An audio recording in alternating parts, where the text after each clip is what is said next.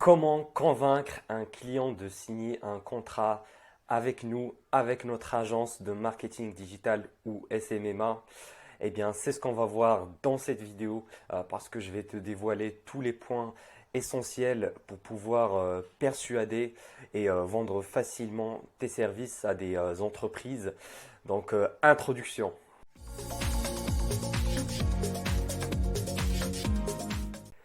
Salut à toi, si tu es nouveau ici sur cette chaîne, eh bien bienvenue, moi c'est Elias et j'ai une agence de marketing digital SMMA et je suis un passionné par tout ce qui est marketing, vente, prospection et je te dévoile toutes les informations que je connais, tous les tips, tous les astuces sur cette chaîne. Donc si ça t'intéresse, eh bien je t'invite à t'abonner à cette chaîne pour ne pas rater mes prochaines vidéos où je dévoile tous mes secrets et où j'apporte un maximum de valeur, surtout pour les débutants. Alors déjà, pour pas avoir de confusion, dans cette vidéo, je vais te parler des prospects, c'est-à-dire des futurs clients potentiels. Parce que pour moi, ma définition, un prospect, c'est quelqu'un qui est intéressé par nos services, donc qui peut potentiellement devenir un client, mais qui ne l'est pas encore, qui n'a pas encore dépensé un centime avec notre agence. C'est une fois qu'il a signé le contrat et payé la facture qu'il va devenir client. Voilà, pour les catégoriser, il y a deux types de prospects. Il y a tout ce qui est prospect inbound, c'est-à-dire que c'est lui qui va venir vers nous, vers notre agence. Et il y a les prospects outbound, c'est-à-dire des prospects qu'on va prospecter, qu'on va démarcher à froid, voilà, qui ne nous connaissent pas. Et c'est nous qui allons les voir. Du coup, les prospects inbound, ce sont des personnes qui vont venir vers nous à partir de certains supports. Si par exemple on fait de la création du contenu sur les réseaux sociaux, eh bien la personne elle tombe sur notre contenu et après elle va nous contacter parce qu'elle voit qu'on aide par exemple des entreprises dans la même niche. D'ailleurs, j'en ai fait une vidéo complète sur LinkedIn. Tu vas voir, tu peux la voir après cette vidéo bien sûr où je t'explique comment tu peux développer un réseau inbound. Donc, comme ça, les prospects vont venir vers toi au lieu de les démarcher. Euh, Soit il y a également des prospects inbound qui viennent par recommandation. Et ça, c'est très très puissant parce que si tu travailles avec un client et qu'il est satisfait, il va en parler à son entourage qui sont en général aussi des chefs d'entreprise. Et dans ce cas-là, ça va être très très facile de les convaincre à signer avec notre agence. Par exemple, moi dans mon cas, je dirais qu'environ 35, allez, 40% de mes clients sont venus par recommandation. Et c'était très simple de les signer parce qu'ils avaient déjà un lien de confiance. Ils avaient déjà des résultats qui ont été déjà faits sur une personne qu'ils connaissent personnellement. Et puis, j'ai réussi à les closer en un seul rendez-vous, alors que normalement sur des prospects à froid qui ne nous connaissent pas, ça va prendre en général un R1, puis un R2, des fois même un R3, ça dépend des cas. Mais du coup, dans cette vidéo, je vais t'expliquer comment démarcher des clients enfin des prospects à froid qui ne te connaissent pas. Comme ça, tu vas avoir une idée complète. Voilà, j'espère que ça va aider également les débutants, voilà, qui n'ont pas déjà des résultats, qui n'ont pas de recommandations encore.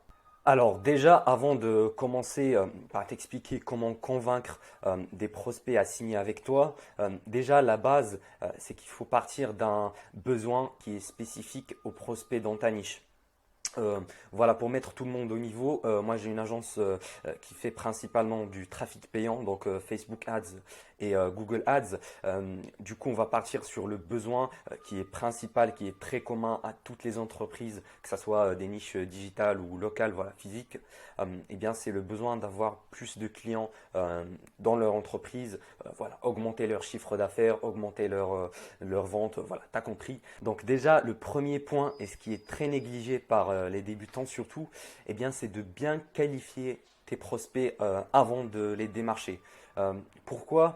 Parce que pour ne pas perdre notre temps à démarcher des sociétés qui ne seront pas du tout intéressées, eh bien moi, ma démarche, c'est voilà, de sélectionner les entreprises, les profils qui ont le plus gros potentiel et voilà, à qui je peux apporter un maximum de valeur. Donc ça va être surtout des sociétés qui ont déjà en place une stratégie marketing, donc c'est pas voilà, qui n'ont pas rien du tout, aucun réseau social, même pas de page Facebook, même pas de site internet, mais voilà, qui essaient de mettre en place des choses, mais qui les font mal. Voilà, parce que moi, je vais pointer un problème que je vais remarquer dans leur stratégie. Parce que c'est très efficace de pointer les failles de ton prospect, mais il faut le faire d'une manière qui est intelligente. Voilà, tu vas pas venir comme ça et dire à ton prospect, ton marketing il est nul à chier.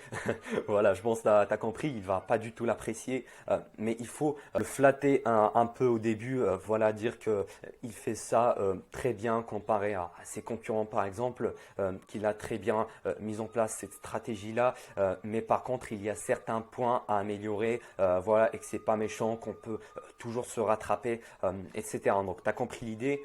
Ici, le but, c'est pas de critiquer ouvertement ton prospect parce que la plupart, ils vont la prendre mal, voire personnellement. Et voilà, la personne, elle va se braquer et va pas du tout aller plus loin. Elle va même pas aller plus loin, voilà, accepter un rendez-vous. Et moi, de mon expérience personnelle, les clients les plus faciles à signer, voilà, les plus simples à convaincre, ce sont des prospects qui ont déjà, voilà, par exemple, si c'est du Facebook Ads, qui ont déjà une page Facebook en place, ils ont déjà un compte Instagram et un site web, voilà, et ça veut dire qu'ils connaissent l'importance, qui ont la conscience de l'importance des réseaux sociaux pour grossir leur entreprise.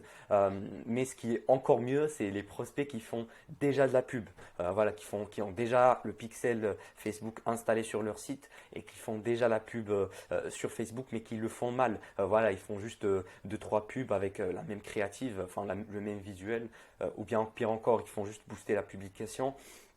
Et en général, c'est les prospects les plus faciles à démarcher. Pourquoi? Parce que déjà, ils dépensent de l'argent sur Facebook, donc ils ont déjà conscience de ça. Voilà, ici, je ne parle pas des entreprises qui ont déjà une équipe marketing, qui font déjà voilà, 20-30 split tests, ou bien qui ont déjà délégué ça à une autre agence, mais plutôt voilà, des débutants, voilà, ils essayent, ils tâtonnent, voilà, ils font quelques petits boosts sur Instagram, sur Facebook, etc. Et c'est très très facile de les spotter. Voilà, tu dois les mettre au top de ta liste de prospection parce que c'est là où il y a le plus gros potentiel. Moi, pour te raconter un peu, il y avait un des clients que j'ai signé dernièrement, voilà, il y a 3 mois, je crois. C'était pour un contrat de 2 000 € par mois. Eh bien, je l'ai démarché parce que, en fait, j'ai remarqué qu'ils font de la publicité sur Google et qu'ils avaient déjà le pixel installé, ils avaient déjà tous les réseaux sociaux nécessaires, ils avaient Instagram, Facebook et même un compte Twitter, mais il ne faisait pas de la publicité Facebook.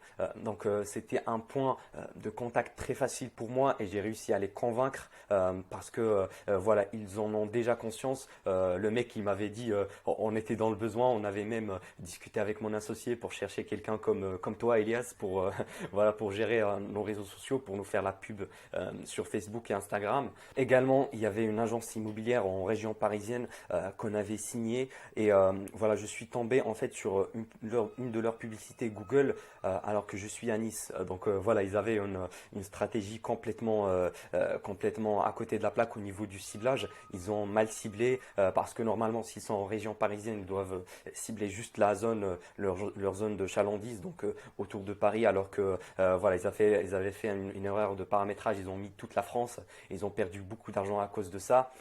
Et ça, c'était un point sur lequel je me suis appuyé voilà, pour les convaincre au niveau de mon message de prospection. D'ailleurs, si tu veux connaître mon histoire, eh bien, dans la description de cette vidéo, tu vas voir une étude de cas gratuite offerte où je te montre moi comment je suis passé de 0 à 10 cas par mois en SMMA. Ensuite, le troisième point pour convaincre facilement, eh bien, c'est d'utiliser des case studies, donc des études de cas avec de tes clients précédents et voilà, les montrer pendant ton rendez-vous de vente. Et préférablement que ce soit dans la même niche.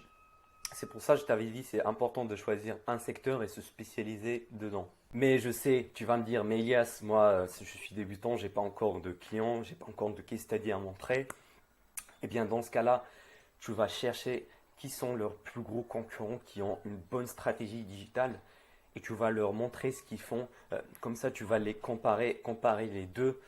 Et ça, c'est très très puissant parce que un entrepreneur, il est toujours attentif à ce que font leurs concurrents, surtout si c'est dans la même ville, voilà, si c'est une niche locale, voilà, par exemple une agence immobilière, eh bien tu prends des agences qui sont dans la même ville préférablement, comme ça va être plus simple, voilà, plus impactant d'appuyer dessus.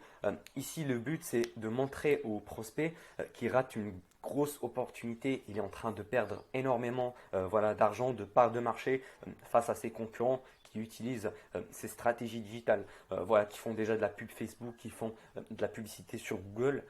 Alors si lui, il fait pas ça, eh bien il passe à côté d'énormément de clients. Et franchement, c'est plus simple de convaincre quelqu'un qui a un sentiment qui va perdre la chose plutôt qu'il va la gagner. Voilà, je pense que tu as compris ce que je veux dire. Parce que la personne, elle va se dire, voilà, si lui, mon concurrent, il le fait, c'est que forcément ça marche, et moi aussi je dois le faire. Je ne peux pas laisser cette opportunité-là filer. Voilà, je vais me sentir voilà, un peu con de la laisser, voilà, tout simplement. Ensuite, quatrième point pour convaincre facilement lors de ton R2, donc ton rendez-vous de vente, eh bien, c'est de se fixer des objectifs qui sont concrets et mesurables en termes de chiffre d'affaires, en termes de nombre de clients que tu vas leur apporter.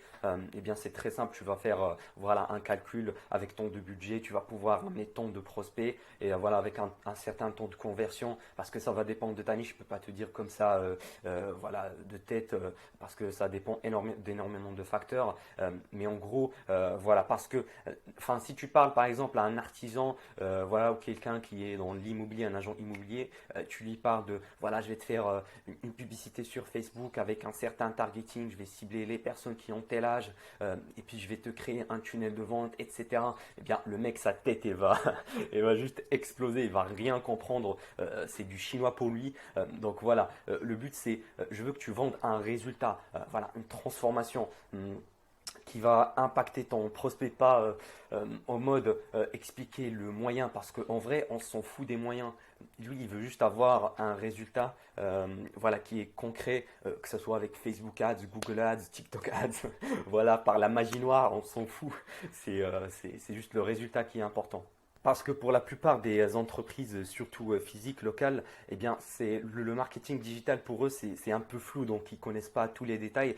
Par contre, quand je démarche des entreprises, voilà, des marques e-commerce qui ont déjà des équipes marketing, ils ont déjà un responsable, voilà, qui s'y connaît très bien, qui ont déjà des publicités en place, eh bien là, oui, je vais rentrer plus dans les détails techniques, dans des audiences similaires, un tel retargeting, voilà, le ciblage sur Google Display, telle bannière, voilà, etc. Le copywriting, là, oui, on peut se permettre de faire ça, mais voilà, si tu es débutant et tu vises des niches locales, essaye d'éviter ça. Du coup, un exemple de résultat que tu peux vendre, eh bien, par exemple, si c'est une entreprise de rénovation, tu peux leur dire, je peux vous apporter, par exemple, 20 devis par semaine, voilà, pour votre entreprise. Ou pour les agents immobiliers, on pourrait faire entrer 5 mandats immobiliers, 5 mandats de vente par mois. Voilà. Ou bien, bah, si c'est du e-commerce, eh bien, générer plus de 30 000 ou 50 000 euros de vente ce mois prochain. Du coup, pour récapituler, la première chose, c'est de bien qualifier tes prospects. Ensuite, c'est identifier les problèmes dans leur stratégie. Et puis troisièmement, c'est lui présenter l'opportunité du marketing digital et le comparer à ses concurrents. Et la quatrième chose, c'est de vendre un résultat et pas forcément les outils ou les moyens.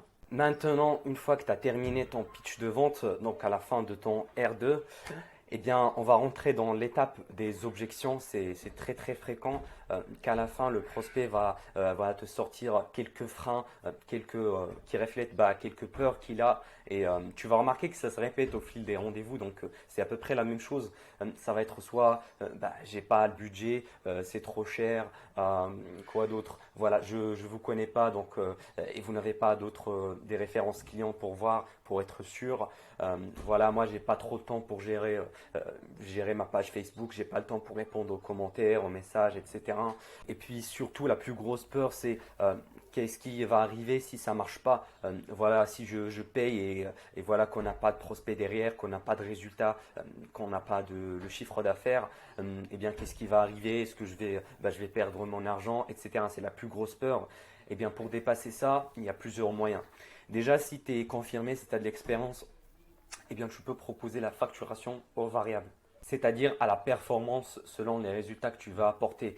Et ça, franchement, c'est très très puissant parce que les clients, ils vont vraiment apprécier ça parce que c'est du gagnant-gagnant. Voilà, et c'est beaucoup moins de risques. C'est toi qui vas prendre le risque plutôt que le client. Et ça, c'est très appréciable pour faciliter la signature. Sinon, si tu es débutant, eh bien, il y en a qui vont te conseiller un essai gratuit. Moi, forcément, je ne suis pas d'accord.